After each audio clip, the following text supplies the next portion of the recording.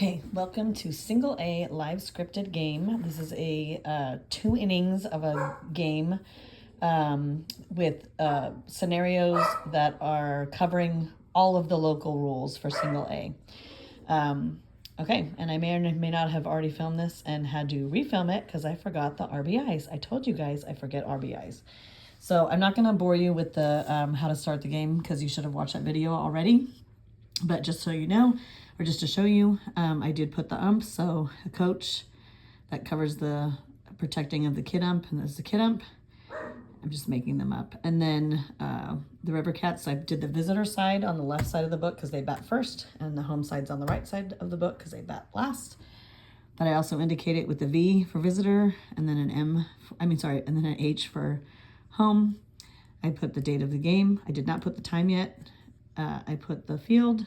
I signed my name. I did the lineup with the jersey numbers for everybody, players, last name, first initial, and then their position numbers.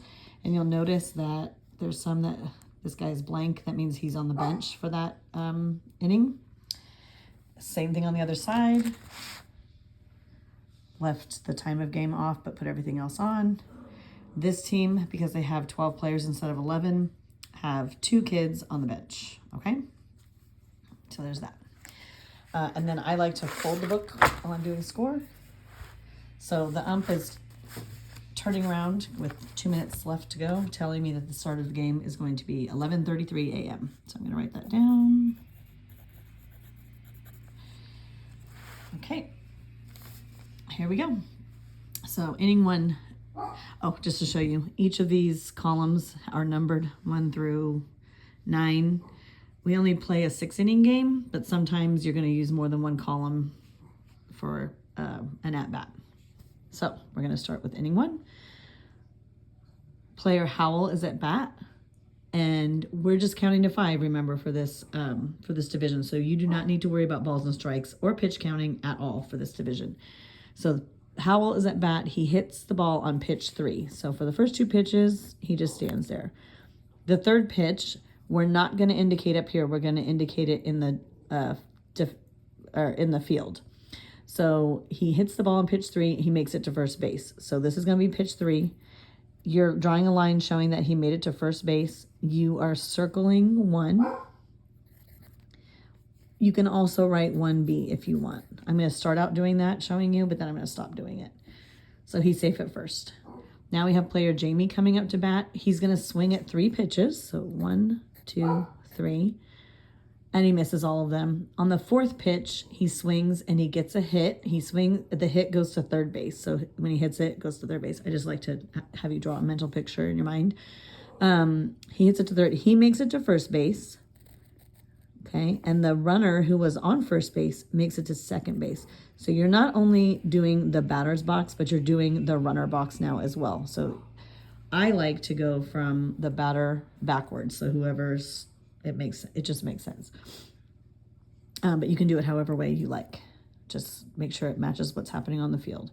So this guy also got a 1B. Okay. Okay, so now we have Benniger is at bat. He swings and misses 4 pitches. 1, 2, 3, 4. He hits the ball on the 5th pitch, but it goes foul. So we're going to count it there because a foul ball is a pitch. And you cannot be out on a foul ball. So he is going to get another pitch. So on the 6th pitch he hits it, it also goes foul. So even though... So we're going to do a little dot there. We're still counting pitches, even though this is an adult pitcher, not a kid pitcher. This is practice for you for when you go to the next division where the foul pitches made after the foul ball, you still have to count those pitches. So the way we do that is with the little dots, and you can do a million dots on the page because you're still counting pitches. Okay. On the 7th ball, he hits the ball. It goes to the shortstop. So when he hits it, it goes to the shortstop who runs and tags the runner coming from second base. Okay, so he hits the ball this way. There's a runner coming from second going to third, this guy. But the shortstop tags him out. So we're going to go like this, halfway. and it was a unassisted shortstop out. The outs are indicated in this bottom half circle. You're going to put whoever the out was made on, that's who gets the out, okay? Benniger, though, the batter, he made it to first, okay? And the kid who was running on first, Jamie, he made it to second, okay? So this was actually, instead of doing a U6, it's a fielder's choice, because the play is usually trying to get the batter runner out, but it made sense for the shortstop to tag the kid who was right there coming at him, instead of throwing to first to try to get the batter out. So it was a fielder's choice out. Okay, hope that makes sense. So we still just have one out. We have a man on first and a man on second. So while you're scorekeeping a game, you always want to be looking up. Remember I told you there's no dead time. So I like to look up and make sure that what's happening on the field matches what's on the page. A runner on first and a runner on second. These kids are not allowed to lead off, so it's really easy to see them on the bases. Okay, now you have batter Baxley at bat. He hits a bomb on the first pitch to center field. So when the ball goes to the outfield, the kids are awarded 2 bases instead of just 1. So that's a 2B. Oops, did I circle 1? Ugh, I can't see. I'm pretending like I don't need my glasses. Oh no, I did circle a 2. Okay, good me. You can also do a 2B here. I do it up here on where he ended up. So he got 2 bases. He got 2 bases, and he came home because everybody moved up 2 bases. So when someone crosses home plate, you're going to color in the box. You don't need to do it super dark. You never make a mark too dark to erase. So color it in. That totals a run. And so your scoreboard should now show that it's 1-0 River Cats. Okay. Don't worry. You don't need to monitor what's happening on the scoreboard. You just focus on the book. Okay. Now Blair is at bat. The coach is pitching off the rubber. So the whole time the coach has been pitching off on the rubber, which is 38 feet away from the batter. But Blair needs a little bit of extra help. He feels more comfortable when the coach is a little bit closer to him. So the coach is pitching 20 feet away from him, which is fine. So the first pitch, Blair hits it, but it's a foul ball. So we're going to count that pitch. And then the batter swings at the next 3 pitches, but he misses them. So 1, 2, and 3. So now we're on pitch 5. So on pitch 5, the batter hits the ball, but the ball is going to hit the coach pitcher. When that happens, local rule is that if the coach is pitching off of the rubber, so 38 feet, if he's stepping off, which they're allowed to do, but he gets hit by the ball is dead and the batter is out. So you can just indicate that however you want it. I'm just going to put a big X on it, and then I'm going to put 2. Second out. So we have 1 out, 2 outs, and now Townsend is at bat. He's going to hit his 3rd pitch up the middle. So the first pitch he didn't hit, the second pitch he didn't hit, but the 3rd pitch he hits it right up the middle, and he makes it to first base. He makes it to first base. Benniger scores, and Baxley makes it to 3rd base safely. So he gets a 1B. Oh, damn it, I forgot the RBIs again. Oh my gosh. Let's go back in time a little bit.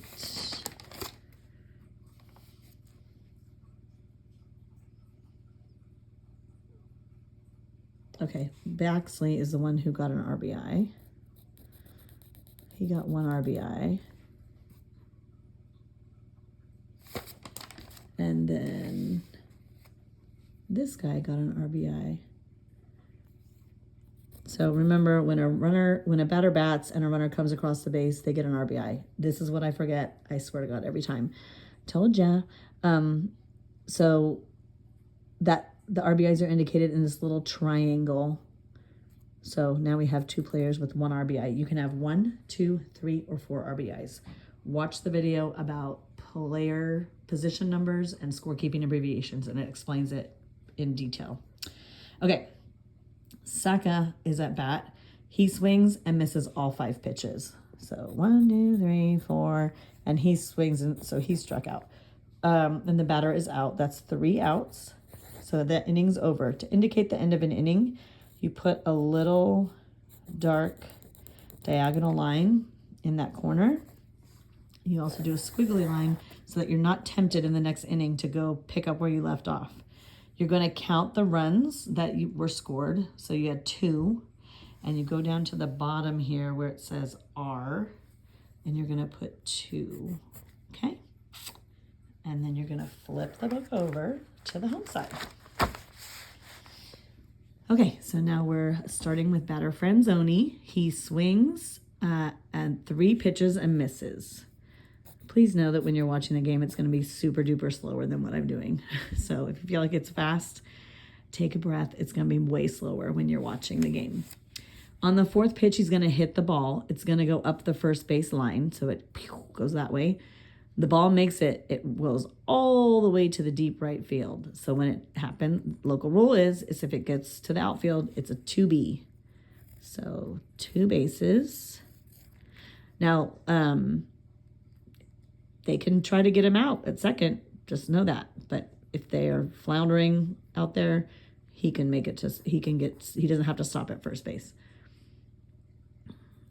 He can, to be safe, if it looks like the outfielder is going to get the ball in, but he can get a 2B. Okay, now Eisner's at bat. Oh, I'm sorry, and I circled the 2. On the first pitch, Eisner hits the ball to deep left field, so this way. And he's also getting a 2B. 2B or not 2B? I'm not writing 2B anymore. This guy went 2 bases also. He made it home. Guess what I'm going to remember? An RBI. Thank you very much. Okay, now Chappell's at bat. The first 4 pitches he hits, but they're all foul balls. 1, 2, 3, and 4. That happens sometimes. But on the 5th pitch, he hits the ball to center field. Way out there. He also gets 2B. He scores. He gets an RBI. Okay. Look at me remembering the RBIs now. Batter White is at bat. First pitch is popped up high in the infield. So it goes way up high and it lands right by the pitcher. Drops near the pitching mound. He is safe at first because he's a quick little runner. And Chappell makes it to third. Now, pause, because if you know some things about baseball, there is such a thing called an infield fly rule. And Little League, you can look it up in the rule book, but there's this whole thing. It's about protecting the runner, that if there's an infield fly in the upper divisions, in AAA and above, the batter's out and the runners are frozen on the bases. It protects the runners because a lot of things can happen defensively. So Little League has adopted the infield fly rule. You may hear spectators in the crowd at the single and AA levels yelling about the infield fly. Ignore them. Remember, we're not engaging. They don't know the local rule. You guys can explain it later. There's no need to engage with them because they're possibly going to lose their minds about it. Okay. Meeks is now at bat. He hits the ball to second base. Right to second base, and the second baseman is there, and they tag that base. So here's what happens, though. Chappell scores. This guy who was running from first base to second is out. And it's going to be a fielder's choice again. Position 4, which is second base. So 1 out. But Meeks makes it Meeks makes it safe to first. So they made a choice because it made sense to tag the bag that was closest because there was a runner coming to that base. They could have tried a double play, but at this level, I mean, if you see a double play, I want to know about it because that would be so awesome. But there's an out. And it's a fielder's choice. Instead of getting the batter runner out, they got the runner on first out. Okay, batter Spinetti's at bat. He hits the ball near the shortstop. The pitcher and the shortstop are kind of in that area, and they're both scrambling to get the ball. That's going to happen. It's like kitty cats on a ball of yarn. Because they're too busy fighting over the ball, they forget about what's happening with the runners, and Meeks gets to second base safely, and the batter gets to first base safely. Okay. Vignow is up next. He hits a pop fly that lands in left center field, so all the way out to center field. He gets a 2B. Meeks comes home.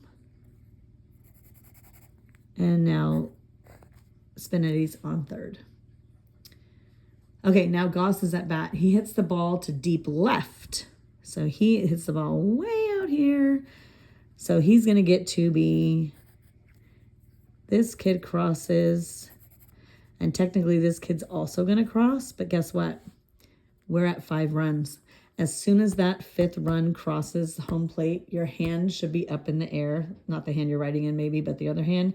And you're yelling in your loudest voice, "That's 5." At the same time, the umpire should be doing that. You are not in an upper division. Like, I'm not upper division. You're not in AAA. Usually the umps are really good at it. The lower divisions, not quite sure how they're going to handle that. But when they hear the scorekeeper yelling, "That's 5," no other run's going to count. You're not going to tell Vignow that his run didn't count. Nanny, nanny, boo-boo. But somebody in the stands may get really upset that the scoreboard only says 5 runs. Again, that's a local rule. You don't need to engage. If they have a question or whatever, they can go talk to their team manager and get educated. So only one of those 2 runs is going to count. So we're going to count 1, 2, 3, 4, 5. The inning's over because we said that's 5. Inning's over. So we're going to indicate it with that dark line in the bottom right-hand corner. Squiggly line down. 5 runs were scored for them. Okay. Flipping it back over to our friends on the visitor side. Sismonic is at bat. So I want to show you something. So you don't start back at the top. You got to find where the inning ended, where that batter ended, and then you're going to find the next batter, and you're going to go to the opposite corner. So you're going to not go underneath because we did that squiggly line. If you forget the squiggly line, the habit is to want to go right there. Ask me how I know because I've done it a million times. So you come over to the next inning, inning 2. You're going to come down there to his box. All right, he hits a ball to the shortstop who bobbles the ball. He does get control of it, but by the time he throws it to first base, his Monix is already safe. Okay, technically that's an error, but we're not going to give the error to kids at the single A level. They're going to error all day long. That's what they're supposed to be doing. So we're just going to get into the practice of writing what base they landed on. That's going to change when you get to upper divisions, when you can do the E. But anyway, we're just going to put 1 for first base. Law is at bat. He hits the ball on the very first pitch to the outfield between center and right. So he hit it way over here. And he gets a 2B. Yay for him. And this guy moves to third base, circling the 2.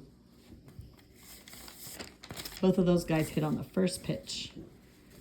All right, now Bandy is at bat, and he also hits the first pitch, but it fouls out. So we're going to count it like that. The second pitch he hits also, but it's a foul tip.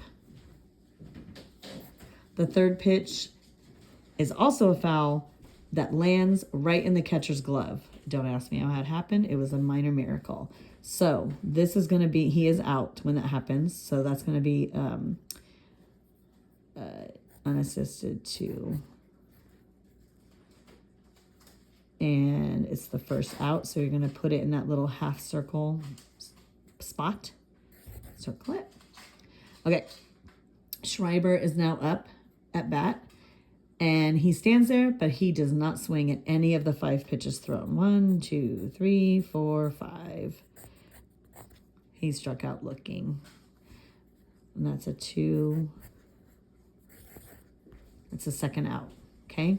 Now we're at the end of the column. Do you see that? We have no more batters. So instead of going to the next column over and starting up at the top, you're going to go into the same column up to the top. It's weird. And I know when I was first learning, I was like, well, how do you know where then you started? And that's why you want to have that line here. You can also look and see where the third out ended on the inning prior, but this just makes it easier to draw your eye down when you need to. So anyway, you're going to go back up to the first batter. We're back at the top of the order, and it is Howell. So, and we're at 2 outs. So Howell's up. We're hoping for a 2-out rally. He gets a line drive, and it goes all the way to center field. So he is going to get 2B. Yay, him. And both Sismonic and Law score. And that is, he gets 2 RBIs. Look at me remembering. I almost forgot, but I got it. So 2 RBIs for him, 2 runs scored. All right, we're doing good now. Jamie, he's at bat. He's going to hit the ball between first and second base. So it's just going to go right in this little pocket right here. Jamie is going to make it to first safely. So he gets on first base safely, 1B. Schreiber makes it to third. I'm sorry, not Schreiber. Where am I? Howell is going to make it to third. Okay.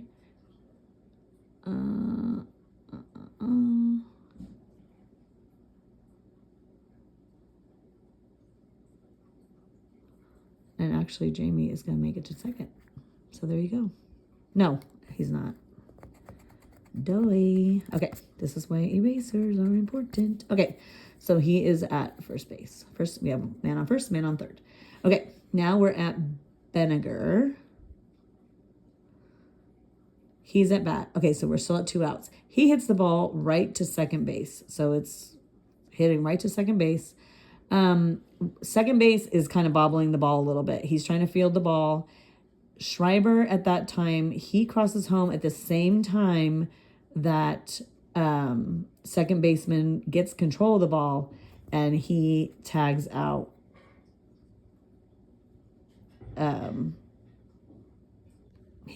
Jamie. So this kid gets out here, and this is a fielder's choice 4. This is the 3rd out. Now, I know at the same time somebody crossed home, but because the 3rd out was made, this run doesn't count. Now, sometimes you're going to get somebody yelling about that because they're going to say the kid crossed the plate. Doesn't matter, though. This was something I had to learn. Trust me. And I still sometimes am like, did that run count? But if the out is made at this level, the 3rd out is made, at the same time someone crosses the plate, the run does not count. So the inning is over because we just hit our 3rd out. So we're going to do that little dark line. Squiggle, squiggle. I'm going to do a squiggle down here too, and I'm going to count my runs. 2 more runs. Okay. Now we're going back to the home side. All right. And we ended at batter Goss, and so Whitaker is going to be up next. And like I said, we're going to go to the 2nd inning column. And Whitaker is at bat. He hits the first pitch, and it goes foul. The second pitch is hit between first and second base. Second base scoops the ball and runs his fastest at the same time that Whitaker is trying to hit first, but the outfielder or the fielder gets on base before him. He beats him. So Whitaker is out. So we're going to do, this is an unassisted for 1 out. Okay. Now we're at batter Meeks. We already had a Meeks earlier, if you notice, but they're siblings. That's why it's important to have the first initials and definitely have the jersey numbers, okay? Meeks hits a blooper to the player who's at the pitcher position. So there's a coach out there at the pitcher position, but there's also a player on the left or right side of the pitcher. So he hits a little blooper ball. It goes to the right to the pitcher. The pitcher throws it to first. At the same time, Meeks is booking it to first, but the player at first does not have his foot on the bag. So he's safe. The batter is safe at first. That could also be an error, but we're not doing that at this division, so we're just going to give it a 1. He's on first base. Okay. Porter is at bat on the 4th pitch. So she's had 3 pitches. 1, 2, 3. But on her 4th pitch, she does a pop up and it goes to center field. So a fly ball all the way out to center field. Who makes the catch? Because, oh my gosh, they've been practicing catching. So she's out. So this is, she's going to be stopped here, and it's a fly ball. So I do F. You can do FO, so fly out, FO8, or you can just do F8, or you can do PF for pop fly, whatever. Either one, any of those works. Second out. Okay. So now we're at the last batter for Gifford, the last guy in the lineup, at the bottom of the lineup. Okay, he hits a line drive right up the middle that hits the adult pitcher. The pitcher is pitching from the rubber, okay? So it hits the adult, it rolls right to the kid who is playing at the pitcher spot, okay? The kid pitcher. So it rolls there. That kid pitcher runs and tags the bag at second. So this kid is running to first, but the kid pitcher, he makes a fielder's choice, and it's 1 to get the guy out at second, because where he's standing, somehow it just made sense to go there versus first base because he had to run around the adult pitcher. So that's the third out. Okay. He did get his full at bat. So the end of the inning is at that last batter. So you're going to do this line here. Okay. There are no runs scored. So no runs. And we're going to squiggle line this, and we're going to put a 0. Now, that I'm only going to give you 2 innings of play. So I think I covered everything, that every kind of scenario for local rules that you would hit, except for the entry of the players at the bench spots. So they are required to have 6 defensive outs. It doesn't have to be consecutive, but it kind of doesn't make sense to have it happen randomly. So you have to kind of pay attention to when they enter the game. So when you're going to know you have 1 or 2 players, maybe 3, who are sitting at the bench to begin the game, but you have to pay attention when they enter the game. So when they enter the game, so we're going to pretend like we're now back at the visiting side, that they're going to go ahead and enter in the kid who was on the bench, who was Saka. So he's going to now enter play. The way you indicate that is by doing a vertical line dark. And you also indicate what inning they entered. So this is the top of the 3rd inning. So I just put a T3, and that just shows that he started here. Hopefully you're also paying attention to when he steps out of the game. He can go through the whole rest of the game. That's fine. Or maybe the coach might pull him out right after that inning, and then you would close the bracket there. Or he might have him also continue. He can pull him out at any time. I don't care about when another player who's already been given a position and has already, they've already played. Typically they've already played their 6 consecutive outs, or 6 outs. If for some reason a manager puts in a player in inning 2, then you would have to then track that other kid who just got benched for a couple, and he still gets 3 outs somewhere. So most managers, because it's easier, they just wait till the 3rd inning, maybe the 4th inning, to put him in. And like I said, you're going to track it with the starting that T3. If it's the home side, it might be like they're going to be on the bottom, because the visitors are always going to be at the top of the inning and the home team is always going to be at the bottom of the inning. So it's either going to be a T or a B, and then whatever inning it is. Yeah, so that's all you need to track. Now, if you have more than 1 bench player in inning 1, you have to track those guys, all of them. Try to make it important to try to pay attention to that. They're not going to announce it for you. You have to notice or be watching for that player. It's going to be easy for your own team eventually. You're going to get to know the players without even looking at their numbers. You're going to know who it is. And then it will make it easier. So it's just another way for you to pay attention. You can also enlist the help of your scoreboard operator and tell them, hey, I need you to let me know or double check me that, you know, player number 25, jersey 25, when he comes out there, I need to know. Okay. So that's it. So please also watch how to close out a game, because really you guys don't have to worry about pitch counts. You don't have to worry about anything except for this final score box and getting signatures. So I need you to watch that video so you know how to close out a game. But hopefully this helped you. You can rewind it. You can rewatch. You don't have to practice actually writing it down in the blank score sheets that I emailed to you. But you can and you should practice. It's the pace of your games is going to be on the slower side of life, which is nice, and it's very simplified. So because it's so simplified, I'm going to encourage you to try to get those defensive outs. Like if you don't get all these little abbreviations that I was putting in there, and you just indicate that the out, that's good, because that's what, you know, the scoreboard's going to show the outs, the scoreboard's going to show the runs, and the scoreboard's going to show the inning number for you guys. No pitch count will be put up there. And please remember that during the game, for each batter, you're counting to 5. It can go a little bit more than 5 if they foul out on the 5th, but you're helping out the coach, the adult that's out there pitching, so that if they get lost in their pitch count, they have you to rely on. You're like their partner. Okay. So, and also don't forget to remind the junior ump, or the adult ump, or whoever's behind the plate, that they need to sign. And it should be the junior ump who's out in the field who signs. So maybe when they introduce themselves to you, because they should be doing that before the game, you can remind them, before you leave, I need you to come sign this book. And hopefully that'll teach them the good practice of making sure they take care of the book. All right. I hope this helped you guys. Thanks.